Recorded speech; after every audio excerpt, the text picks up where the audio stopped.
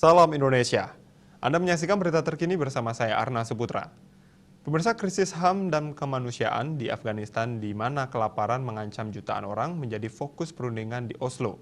Pertemuan tersebut melibatkan Taliban, negara-negara barat, dan para anggota masyarakat madani Afghanistan.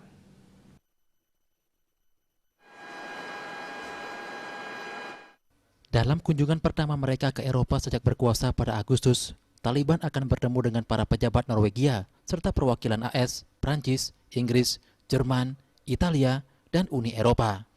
Delegasi Taliban dipimpin oleh Menteri Luar Negeri Amir Khan Muttaqi. Seorang pejabat Departemen Luar Negeri mengatakan, agenda pertemuan adalah pembentukan sistem politik perwakilan, respon terhadap krisis kemanusiaan dan ekonomi yang mendesak, keprihatinan soal keamanan dan kontraterorisme dan kemanusiaan, serta pendidikan bagi anak perempuan dan perempuan.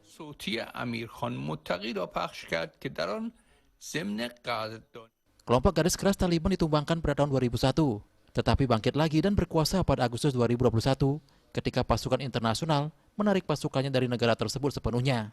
Juru bicara Sabihullah Mujahid kepada AVP mengatakan, Taliban berharap perundingan tersebut akan membantu mentransformasi atmosfer perang menjadi situasi yang damai.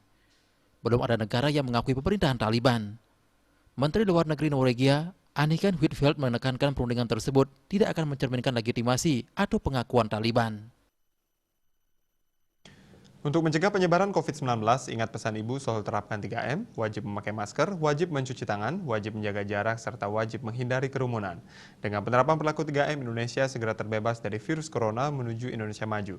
Update terus informasi Anda dengan subscribe dan like YouTube channel Bali TV @newsbalitv. Tetaplah bersama Bali TV. Salam Indonesia.